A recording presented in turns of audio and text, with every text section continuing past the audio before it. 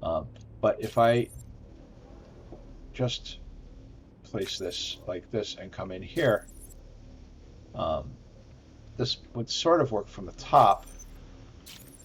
But honestly, from the bottom, um, it's doing this. See, it's merging to blend with the. Um, it's doing this. It's got the slope right here, which I don't like. Right? Like I don't want it to look like that. I want this to stay the same thickness all the way up to here and touch this without warping. And so to do that, I'm going to need this piece here. Now, I'm believing that this is a 1/8. Um, this is a 1/4 for sure. So this has got to be a 1/8. So we're going to go build a 1/8 offset from the wedge. So for those of you who are sticking around because you wanted to see a 1/8 offset, now is your chance. Um, so this is out to the half voxel, and we want the whole voxel. So we're going to go right here, and we're going to go up to our corner. So this is our corner piece right here, and this is the 1/16 wedge. So I'm going to call this the 8/8/8 corner. All right. And we also, but I said this is the 1/8 thickness, and this is the 1/16 wedge. So the 1/8 thickness is 2 reactors down. So I'm going to just grab both of them right now because it's easier and just copy this out of here. And I'm going to come over here and do that. And create a workspace for myself over here. The floor is a completely different core than the wedge. So I put some blocks down so I have a place to work. And so what I want is the bottom right here of this reactor, right? And then I want the top of this reactor. I'm going to grab the whole thing so we can also paint a middle.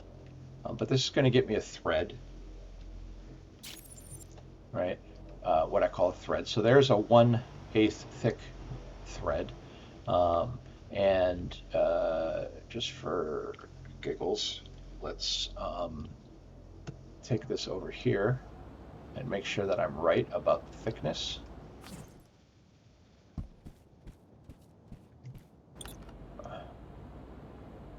So I said I thought this was a 1/8 thickness.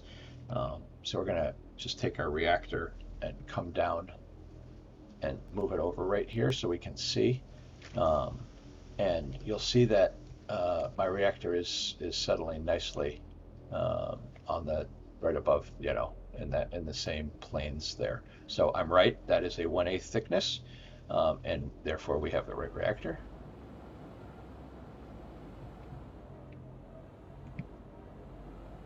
All right. Switch cores again.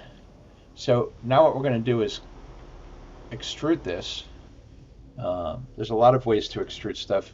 A lot of times I have a tool that I use. This time I'm going to cheat and just kind of do it from this corner right here. So first I'm going to extrude it in one direction. So I'm going to go 1, 2, 3, up. Actually, let's go 2 up. 1, 2, up.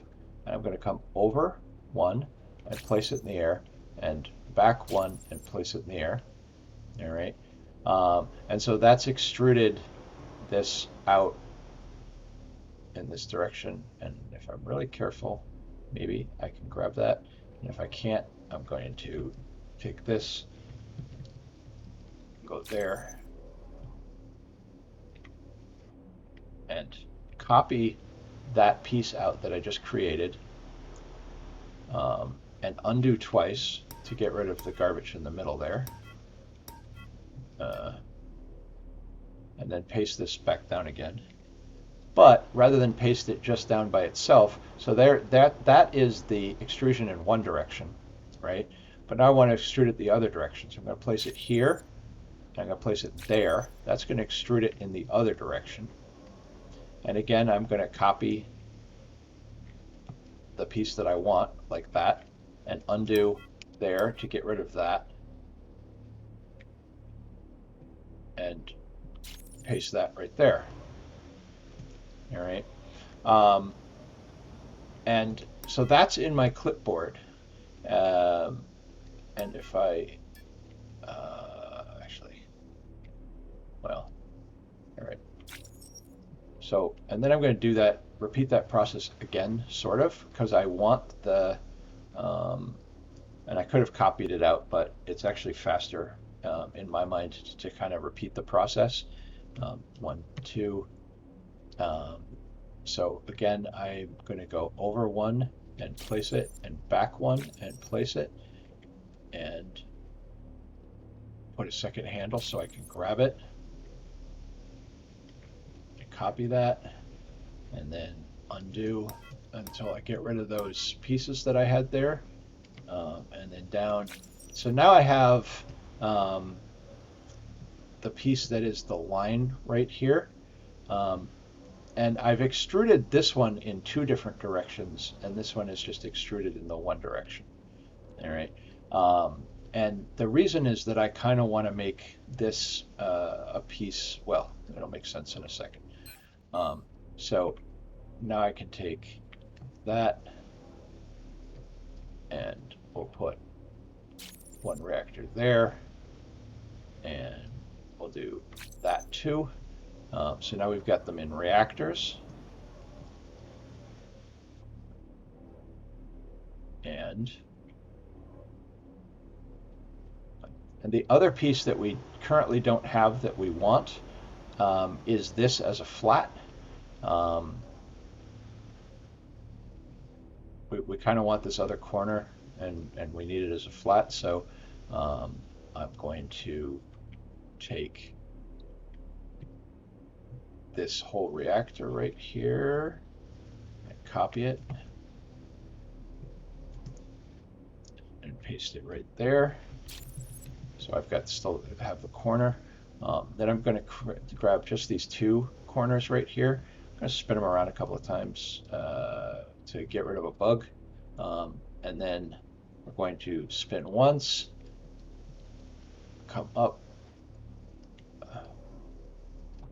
Which way to just go the orientation, the doi. Come up to there, shift paste that. And then spin that again, come up 1, shift paste it there, spin 1 more time, shift paste it here. Now we have a flat.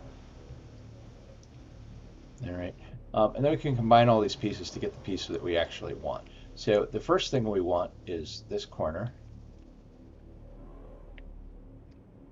So that's that corner right there. Sorry. Up 1, over there. There's that corner right there. And then we're going to want this corner right here.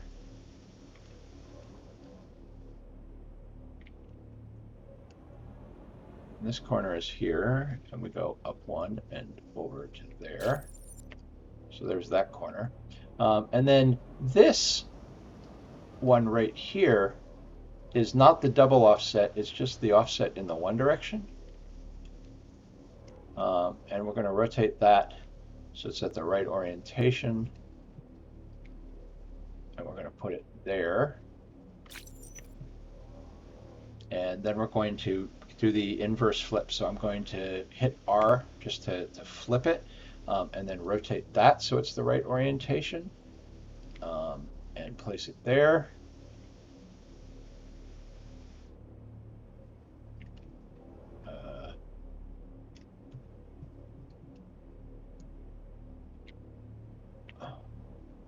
Correct orientation, not the wrong orientation. And then, yep.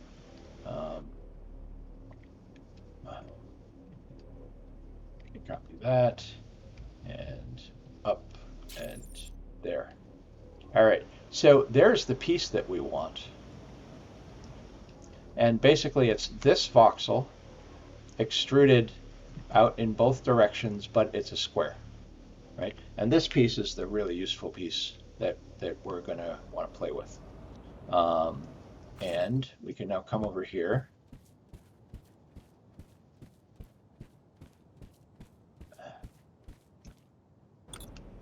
And